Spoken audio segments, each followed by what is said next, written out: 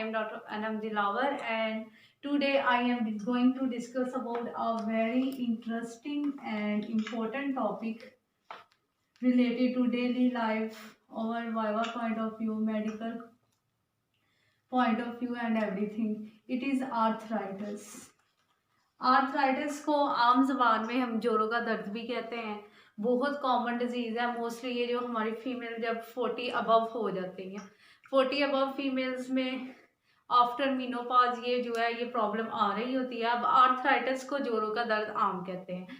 हम लोग इसमें सोचते हैं कि ये स्वेलिंग है, ये है, वो है, कॉमन जो चीज़ें हैं, पर आर्थराइटिस जो है तो ये जॉइंट डिजीज़ है।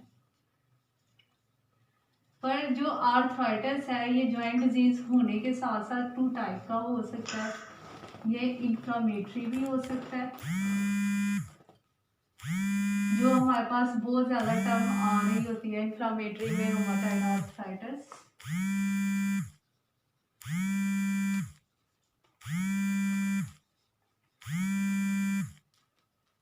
और ये नॉन इन्फ्लामेटरी भी हो सकता है। नॉन इन्फ्लामेटरी में हमारे पास अदर आर्थराइटिस की फॉर्म आ रही होती है। Osteoarthritis in its acute chronic form आ रहा होता है। अब ये आर्थराइटिस का माइल्ड सा इंट्रोडक्शन मैंने दिया है। आगे हम इसकी फर्दर टाइप्स भी देखेंगे, इसकी क्लासिफिकेशन भी देखेंगे और इसके साइन एंड सिम्टम भी देखेंगे। एक टर्म देखेंगे जो हमारे पास आर्थरोसिस आता है। आर्थरोसिस जो है वो एक ऐसी टर्म है जिसमें जॉइंट डिजीज या पेन्स होती हैं without inflammation. The joint disease और pain without inflammation is called an arthrosis. फिर एक और टर्म हम नॉर्मल मेडिकली यूज करते हैं, ट्रॉमेटिक आर्थराइटिस। ट्रॉमेटिक आर्थराइटिस एक ऐसा आर्थराइटिस है जो हमारे पास जब हमारे पास कोई इंजरी आती है, कोई एक्सीडेंटल इंजरी या ट्रॉमेटिक इंजरी, हिप्लैश इंजरी, तो उसके दौरान इंजरी के बाद हम जो एक्टिविटी लिमिटेशन करते हैं उसके रिजल्ट में या उस इंजरी के रिएक्शन में जो हमारा बॉडी जो है रिस्पॉन्स दे रही होती है, उसमें आर्थराइटिस डेवलप होता है। अब हम कॉमन साइन एंड सिम्टम्स देखेंगे। साइन एंड सिम्टम को देखने के लिए मैं यहाँ पे एक फ्लो चार्ट या रफ सी डायग्राम बनाऊंगी ताकि आप लोग को अंडरस्टैंड इजीली हो जाए। Clinical sign and symptom as a result of arthritis हम देखें तो क्या हो रहा होता है। सबसे पहले इसमें हमारे पास चीज आ रही होती है इम्पेयर्ड मोबिलिटी। इम्पेयर्ड मोबिलिटी में हमारे पास ये चीज़ आ रही होती है कि जो मसल्स का जो नॉर्मल मैकेनिज्म होता है जॉइंट्स का, वो डिस्टर्ब हो जाता है। इसमें ये इस तरह हो रहा होता है कि हमारे पास जो नॉर्मल कैप्सूलर पैटर्न है वो भी डिस्टर्ब हो जाता है, जिसकी वजह से एक स्पेसिफिक पैटर्न हमारे पास आ रहा होता है आर्थराइटिस जॉइंट का। इसके अलावा हमारे पास कैप्सूलर पैटर्न डिस्टर्ब होने के साथ साथ हमारे पास हो रही होती है इसकी जो एंड फील होती है वो चेंज होती है। पहले एक्यूट स्टेज में जो एंड फील होती है वो हार्ड एंड फील होती है। जब वो क्रोनिक स्टेज हो जाती है तो एंड फील हमारे पास गार्डी फॉर्म में आ रही होती है, मतलब जॉइंट जो है वो हमें गार्ड कर रहा होता है मूवमेंट के लिए। फिर इसके बाद हमारे पास नॉर्मल कैप्सूलर एंड फिर मसल की जो जॉइंट की मोबिलिटी होती है वो भी कम हो रही होती है। जॉइंट जो होते हैं वो रिस्ट्रिक्शन टू मोशन आ रहे होते हैं हमारे पास। फिर इम्पेयर्ड मोबिलिटी के बाद हमारे पास चीज आ रही होती है इम्पेयर्ड मसल परफॉर्मेंस। अब इम्पेयर्ड मसल परफॉर्मेंस में काफ़ी फैक्टर आ रहे होते हैं कि इसमें एक चीज़ आ रही होती है रिफ्लेक्स इनहिबिशन। रिफ्लेक्स इनहिबिशन में ये चीज़ है कि मसल क्योंकि पेनफुल होते हैं तो बॉडी की तरफ से जो सीएनएस की तरफ से रिफ्लेक्शन है, जो जीटीओज वगैरह की वजह से आ रहा होता है, उसकी वजह से मसल की परफॉर्मेंस रुक जाती है। फिर इम्बैलेंस आ जाता है मसल की परफॉर्मेंस में। इम्बैलेंस इस तरह आ रहा होता है कि कुछ मसल गार्ड कर रहे होते हैं, मूवमेंट नहीं करने दे रहे होते, कुछ मसल जो होते हैं वो परफॉर्मेंस कर रहे होते हैं। इसके अलावा मसल जो है वो एट्रोफी की तरफ भी जा रहे हैं, एसिमेट्रिकल हो जाती है उनकी परफॉर्मेंस के लिहाज से। इसमें भी कुछ और फैक्टर आ रहे होते हैं, जिसमें जॉइंट की स्वेलिंग आ रही होती है, जॉइंट की स्वेलिंग, मसल एट्रोफी भी इसमें आ रहे होते हैं, मसल गार्डिंग भी आ जाती है, पुअर मसल परफॉर्मेंस आ रही होती है। पुअर मसल परफॉर्मेंस की वजह से ये सारे जो फैक्टर होते हैं वो मोबिलिटी को बहुत ज़्यादा इफेक्ट कर रहे होते हैं। तो इसके एक और टर्म हम इसमें फिर वो आर्थरोसिस यूज़ करेंगे। आर्थरोसिस भी इम्पेयर मोबिलिटी में की वजह बनता है जब हमारे पास कोई फ्रैक्चर, कोई इंजरी हो, तो उसके नतीजे में जो हमारे पास डैमेज आएगा। फिर हमारे पास एक चीज़ आ रही होती है, activity limitation and participation restriction. इसमें ये चीज़ हमारे पास हो रही होती है कि activity limitation party, different joint pain की वजह से मॉडिफिकेशन आ रहे होते हैं पेशेंट के पैटर्न में, पेशेंट की लाइफस्टाइल में, पेशेंट की एक्टिविटीज में मॉडिफिकेशन आ रही होती है। पेशेंट डिफरेंट डिवाइसेस को यूज़ कर रहा होता है। जो पहले वो लेयर की प्लेइंग की एक्टिविटीज़ होती है उसमें भी उसका जो इफेक्ट है वो कम हो जाता है, जॉइंट्स स्वोलन होते हैं, जिसकी वजह से वो नॉर्मल लाइफ की वेट बेरिंग एक्टिविटीज़ या वॉकिंग वगैरह नहीं कर सकता। फिर इसके बाद हमारे पास एक लास्ट चीज़ जो आ रही होती है वो इम्पेयर्ड बैलेंस आ रहा होता है। इम्पेयर्ड बैलेंस किसकी वजह से? क्योंकि मसल का फंक्शन भी प्रॉपरली नहीं है, जॉइंट भी गार्डेड प्ले या तो मूव कर रहे हैं या नहीं कर रहे, जिसकी वजह से मिकैनो रिसेप्टर मैकेनिज्म जो मसल का है वो भी इफेक्ट हो जाएगा। मसल के जो सेंसरी सिस्टम है, इसके अलावा जो डिफरेंट सीएनएस सिस्टम है वो भी इफेक्ट हो जाएगा और प्रॉपर बैलेंस नहीं होगा। पेशेंट को प्रॉब्लम आएगी अपने नॉर्मल बैलेंस को मेंटेन, ऐसे पेशेंट में फॉल का चांस बहुत ज़्यादा होता है। अब इसके बाद हम आगे फर्दर इसकी प्रॉपर डिस्कशन करेंगे, जिसमें हमारे पास पहले डिजीज़ आएगी रोमाटॉइड आर्थराइटिस। आर्थराइटिस का जनरल इंट्रोडक्शन देने के बाद हम इसकी डिटेल टाइप्स और इनका क्लिनिकल डायग्नोसिस, ट्रीटमेंट, मैनेजमेंट, हर चीज़ की तरफ जाएंगे। उसमें सबसे इम्पोर्टेंट टॉपिक है रोमाटॉइड आर्थराइटिस, वो हम डिस्कस करेंगे।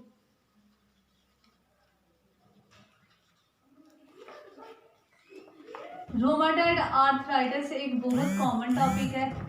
इसके लिए हम यूज वर्ड करते हैं क्रोनिक इन्फ्लामेटरी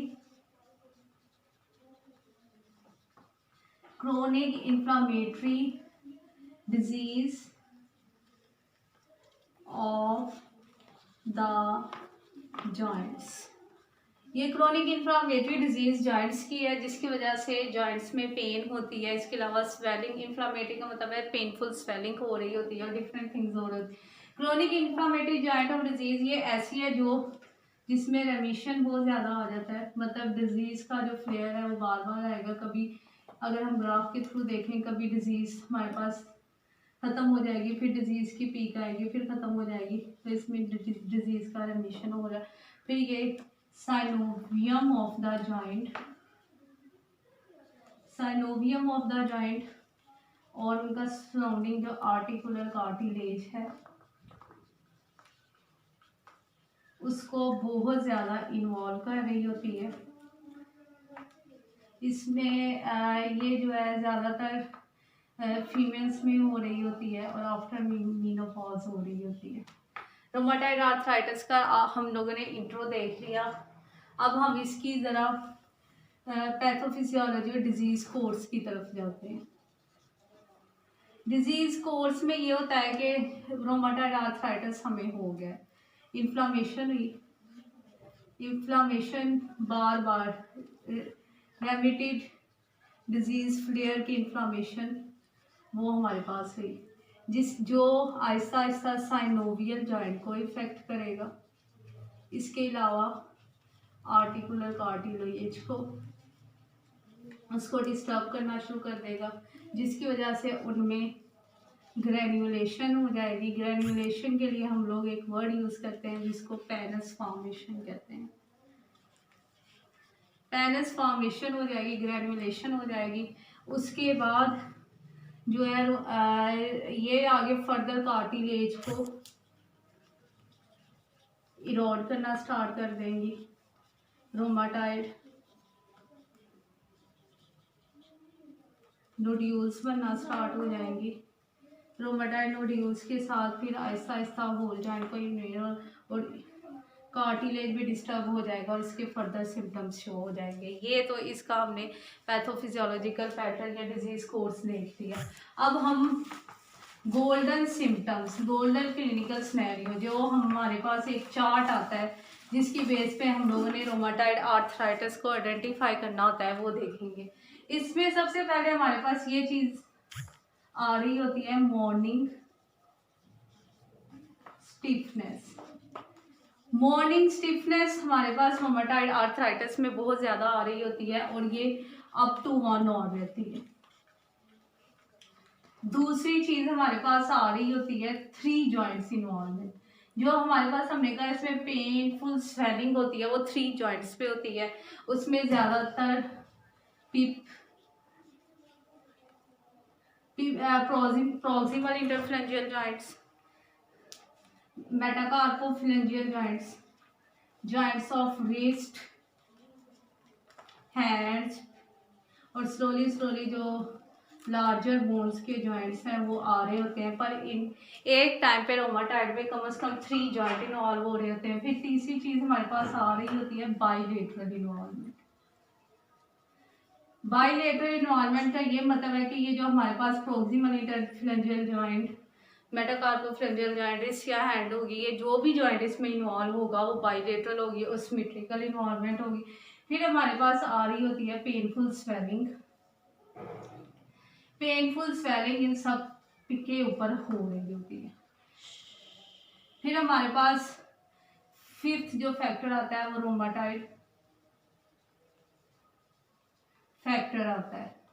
जब हम लैब टेस्ट करते हैं इसमें RA फैक्टर जो होता है वो पॉजिटिव आ रहा होता है। रोमाटाइड आर्थराइटिस का जो फैक्टर है वो पॉजिटिव आ रहा होता है।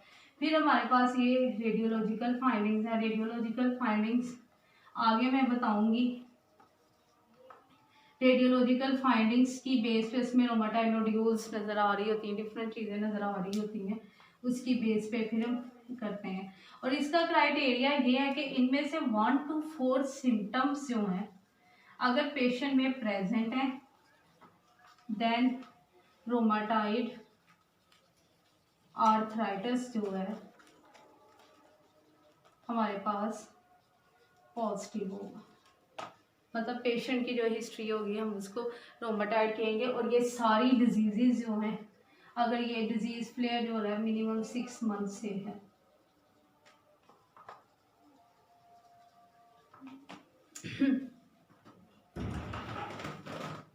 इसके क्लासिकल साइड एंड सिम्टम देखे जिसमें हम लोगों ने पेनस फॉर्मेशन और डिफरेंट चीज़ें देखी। उसके साथ एक और 2-3 और चीज़ें आ रही होती हैं जिसमें हमारे पास आ रही होती है एट्रोफी ऑफ द जॉइंट्स आ रही होती है, टेलीस्कोपिंग ऑफ द डिजिट आ रही होती है। अभी मैं ये जो डायग्राम ड्रा की है इसमें ये सारा कुछ दिखाऊंगी।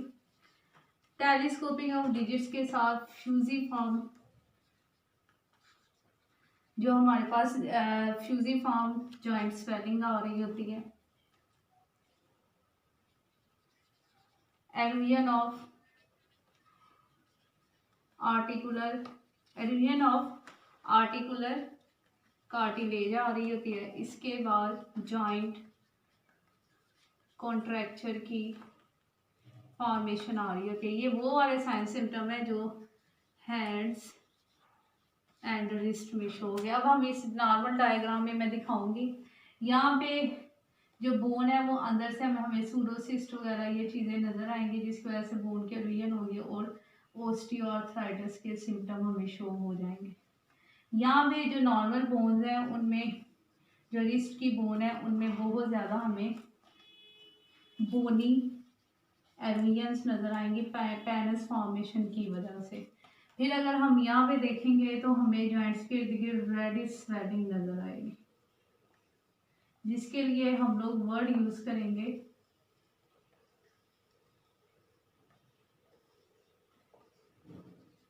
Fusiform joint swelling. अगर हम देखेंगे तो कुछ बोन्स जो होगी वो इतनी ज़्यादा वो एडमिशन उनकी हो गई होगी कि एक बोन जो है वो दूसरी उसके एंड्स बहुत ज़्यादा ख़राब हो गए होंगे, दूसरी बोन के बिल्कुल वो साथ जुड़ी होगी या उसके पीछे गई होगी। इस चीज़ को हम टेलीस्कोपिंग ऑफ डिजिट्स भी कहते हैं। फिर इसके बाद हम देखेंगे कि जो नॉर्मल जो जॉइंट्स हैं ना, अगर हम इन एरियाज में देखें तो वो नॉर्मल फुली तरह ओपन नहीं है, कुछ इस तरह होंगे, मसल की भी वहाँ पे एट्रोफी होगी, स्वेलिंग भी होगी और जॉइंट ऐसे मतलब अगर ये हमारा हैंड है, हम ऐसे आते हैं तो उन पेशेंट के हैंड फिंगर्स ऐसे शो होंगी। इस चीज़ को कॉन्ट्रैक्चर फॉर्मेशन कहते हैं।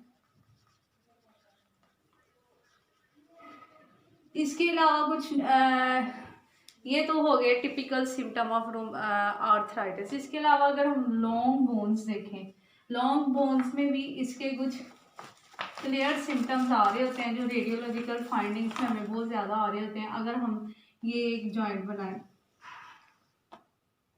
लॉन्ग बोन का जॉइंट, इसमें हम कोई भी ले लें, ये रिस्ट का एल्बो का जॉइंट ले लें, नी का जॉइंट ले लें, हमें सूडोसिस्ट नज़र आ रही होती है। रेडियोलॉजिकल फाइंडिंग ये जितनी भी, ये भी मैंने ड्रॉ किया, ये भी रेडियोलॉजिकल फाइंडिंग्स हैं और ये भी सूडोसिस। फिर इसके अलावा बोनी एरोयंस नज़र आ रही होती हैं। बोनी एरोयंस की वजह से कार्टिलेज जो है, कार्टिलेज के ब्रेकडाउन की वजह से इसमें हमें जो है ना ओस्टियोआर्थराइटिस भी शो हो रहा होता है। ओस्टियोप्रोटिक साइन एंड सिम्टम भी शो हो रहे होते हैं, बोन अंदर से बहुत खोखली होती है। इसके अलावा जो बोनी मार्जिन होते हैं ना, पेनिस फॉर्मेशन की वजह से बहुत ज़्यादा क्लियर होते हैं। और इसके अलावा एक जो इसका क्लासिकल सिम्टम है जो रोमाटाइड पेशेंट में बहुत ज़्यादा पाया जाता है, उसको पोडेग्रा कहते हैं। पोडेग्रा हम एक टर्म यूज करते हैं, इन्फ्लामेशन ऑफ बिग टो।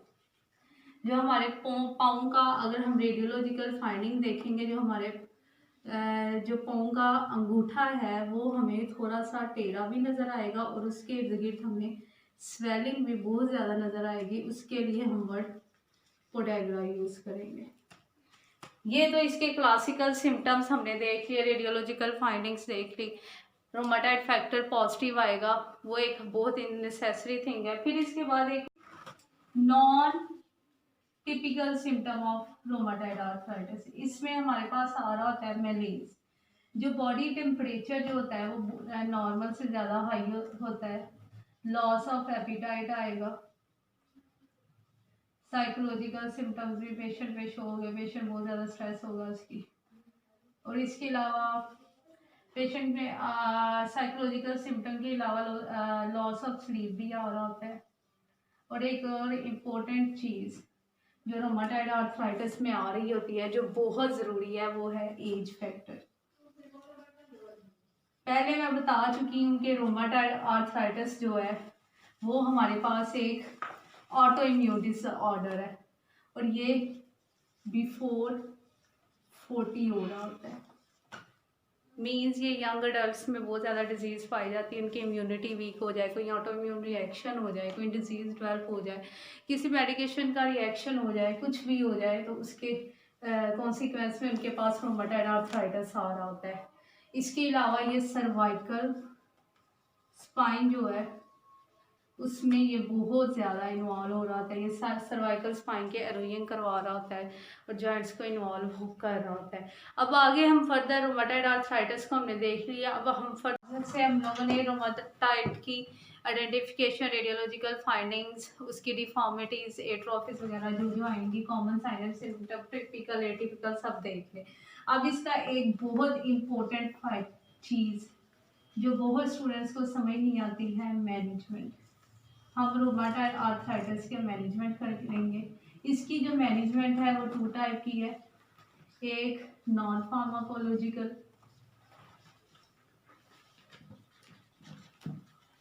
दूसरी फार्माकोलॉजिकल।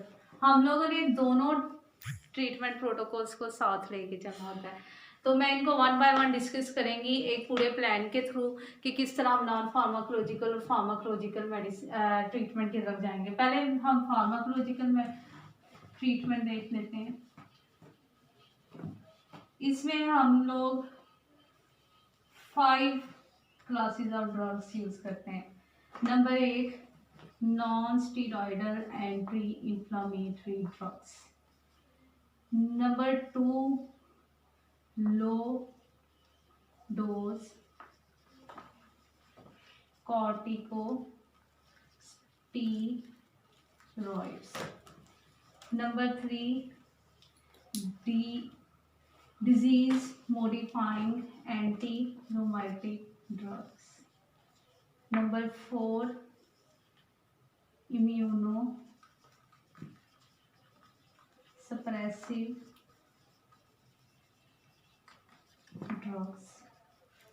नंबर 5 पे हमारे पास डिफरेंट कॉम्बिनेशंस आएंगे। जो न्यूअर थेरेपी है, न्यू थेरेपी वो हम करेंगे। अब non steroidal anti inflammatory drugs ऐसी ड्रग्स हैं जो स्टीरॉइड्स के बगैर होते हैं या पेन की मॉडिफिकेशन वगैरह के लिए आती है। इसमें हमारे पास ब्रूफन, डिक्लोफेन, इसमें हमारे पास ब्रूफन, डिक्लोफेन, नेप्रोक्सिन वगैरह आ गई होती हैं जो नॉर्मल हम पेन किलर वगैरह यूज करते हैं। 2 डोज कॉर्टिकोस्टीरॉइड में हमारे पास ज़्यादातर ट्राई एमीसिलिनोन आ रहा होता है। फिर इसके पास हमारे पास डीमार्स आ रहे होते हैं। डीमार डिजीज मॉडिफाइंग एंटी रोमाटिक ड्रग्स। इसमें हमारे पास गोल्ड सार्स, डी पेंसिलामीन आ रहा होता है, सल्फो सेलाजीन आ रही होती है। आगे इम्यूनोसप्रेसिव में हमारे पास आ रही होती है। साइक्लोस्पोरिन के बाद साइक्लोफॉस्फामाइड भी आ रही होती है और एजोथायोपिन भी आ रही होती है। फिर हमारे पास न्यूड थेरेपी, जो न्यू हमारे पास जो हम कॉम्बिनेशंस यूज कर रहे हैं उसमें टिश्यू नेक्रोसिस फैक्टर्स वगैरह का कॉम्बिनेशन हम लोग यूज कर रहे होते हैं, वो आ रहे होते हैं। अब इसके बाद हम लोग इसकी नॉन फार्माकोलॉजिकल मैनेजमेंट की तरफ जाएंगे। जो नॉन फार्माकोलॉजिकल मैनेजमेंट है वो बेसिकली जो फिजियोथेरापिस्ट ने फॉलो करनी होती है, और इसमें हमने एज यूजुअल जो डिजीज़ होती है, जो हमारा एक कॉमन पैटर्न है कि हमें डिजीज़ को 3 स्टेजेस में डिवाइड करके उसके मुताबिक मैनेज करना है, वो ले रहे होते हैं। नॉन फार्माकोलॉजिकल मैनेजमेंट में हमारे पास जो डिजीज है हम उसको 3 स्टेजेस में डिवाइड करते हैं, एक्यूट, सब एक्यूट एंड क्रोनिक। हमने जो पेशेंट की मैनेजमेंट है वो भी हमने इसके मुताबिक करनी है। उसके लिए हम लोग एक्यूट और सब एक्यूट की जो मैक्सिमम मैनेजमेंट है वो तकरीबन सेम होती है। क्रोनिक स्टेज की जो मैनेजमेंट होती है वो थोड़ी डिफरेंट होती है। एक्यूट और सब एक्यूट स्टेज जब डिजीज फ्लेयर हो गया हो, क्योंकि ये रेमिशन डिजीज है तो इसमें डिजीज फ्लेयर आ रहा होता है, जिस टाइम जॉइंट पे स्वेलिंग भी होती है, बहुत ज़्यादा पेन भी होती है, उसके मसल गार्डिंग वगैरह सब सिम्टम्स शो हो रहे होते हैं। और क्रोनिक स्टेज जब जो डिजीज जो होती है वो आगे फर्दर चली गई होती है, उसके क्रोनिक एक्यूट सिम्टम्स खत्म हो गए होते हैं, पर डिजीज जो होती है वो अभी भी डिफॉर्मिटीज इतनी ज़्यादा आ गई होती है कि हमें पेशेंट की मैनेजमेंट करनी होती है।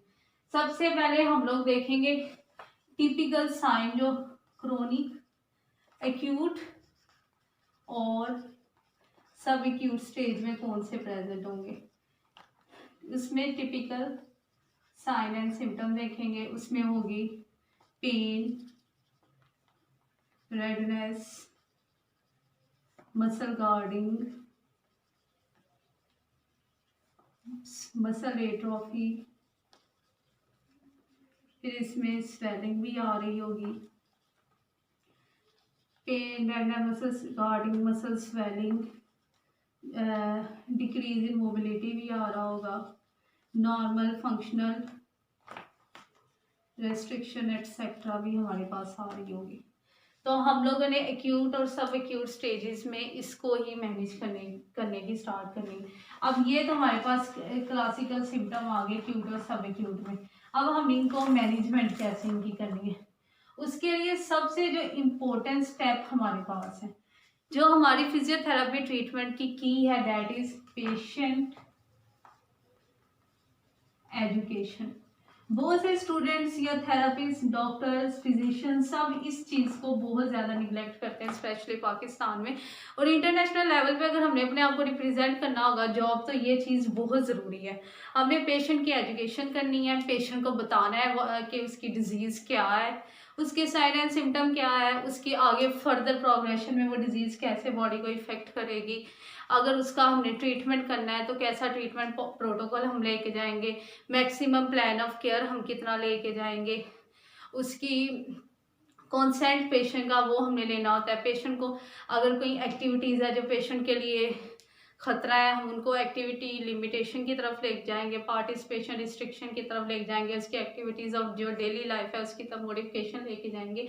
ये सारा कुछ हमारे पास पेशेंट एजुकेशन में आ रहा होता है। इसमें क्या क्या आ रहा होता है, पेशेंट को डिजीज़ के बारे में बताना है, पेशेंट का कंसेंट भी हमने लेना है, पेशेंट को प्लान ऑफ केयर भी बताना है,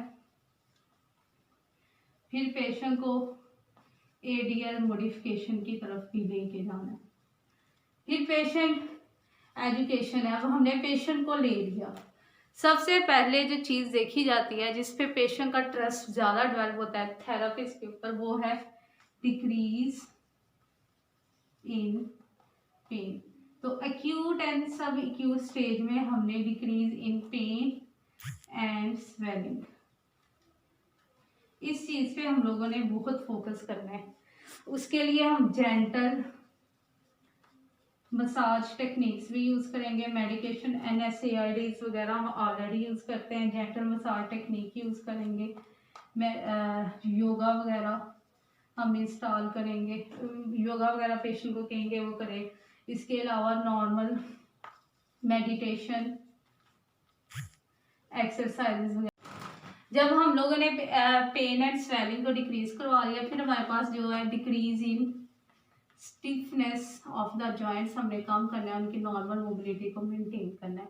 इसके लिए हम एक्टिव या फिर पैसिव असिस्टिव एक्सरसाइजेस की तरफ जाएंगे।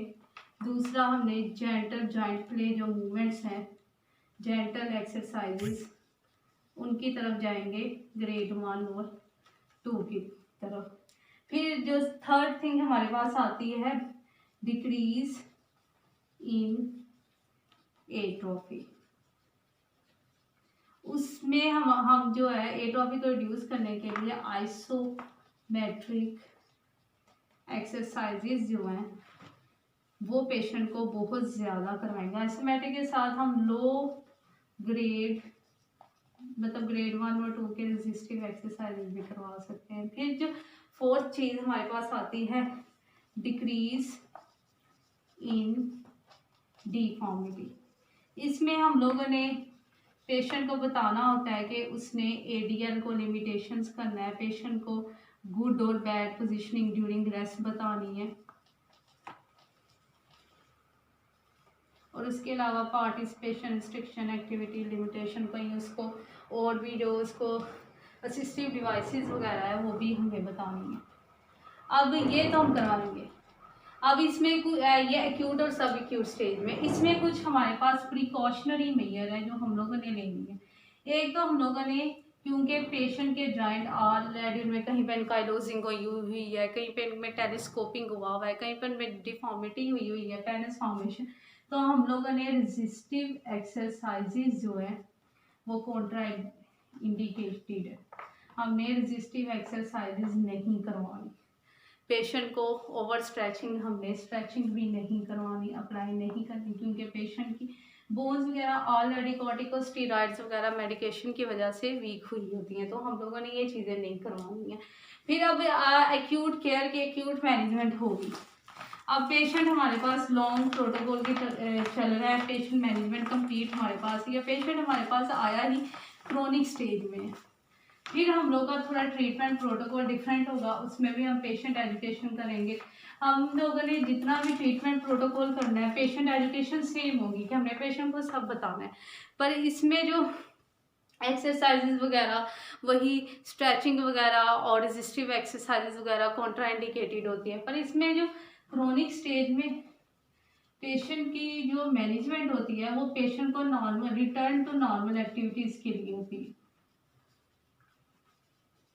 इसमें जब पेशेंट को हम रिटर्न टू नॉर्मल एक्टिविटीज लेके जाएंगे, उस दौरान पेशेंट की हमें जो माइल्ड रेजिस्टिव एक्सरसाइजेज भी हम पेशेंट में इंकॉर्पोरेट करेंगे, इसकी फिजिकल फंक्शनिंग की तरफ जाएंगे, उसको असिस्टिव डिवाइसेस वगैरह का फर्दर मॉडिफिकेशन ले जाएंगे, पेशेंट को इंडिपेंडेंट लेके जाएंगे। पर इसमें एक जो चीज़ है वो कार्डियोपल्मोनरी एक्सरसाइज है, क्योंकि पेशेंट जो है वो एक्यूट स्टेज से निकल आया हुआ है। पेशेंट को एक्यूट स्टेज से निकालने के लिए अब हमें इसका स्टेमिना डेवलप करना है, इसको नॉर्मल लाइफ की तरफ लेके जाना है। इसके लिए हम लोग क्या करेंगे, हम उसको एरोबिक एक्सरसाइज की तरफ ज़्यादा फोकस करेंगे। और एरोबिक एक्सरसाइज जो बेस्ट परफॉर्म की जाती हैं वो एक्वेटिक एनवायरनमेंट में की जाती हैं। एक्वेटिक इन्वायरमेंट में की जाती है क्योंकि पेशेंट के जॉइंट्स वीक है, तो एक्वेटिक इन्वायरमेंट में ग्रेविटी का जो इफेक्ट है वो एलिमिनेट हो जाता है। तो ग्रेविटी का इफेक्ट जो है वो एलिमिनेट होने की वजह से पेशेंट इजीली एक्सरसाइज परफॉर्म कर लेता है, उसकी कार्डियोपल्मोनरी एंड्योरेंस जो है वो बहुत अच्छी डेवलप हो रही होती है। तो इसलिए हम फिर पेशेंट को इसकी तरफ लेके जाते हैं। और अगर हम कम्प्लीटली पेशेंट का प्लान ऑफ केयर लेके चले तो 6 मंथ के अंदर पेशेंट मैक्सिमम क्योर कर लेता है।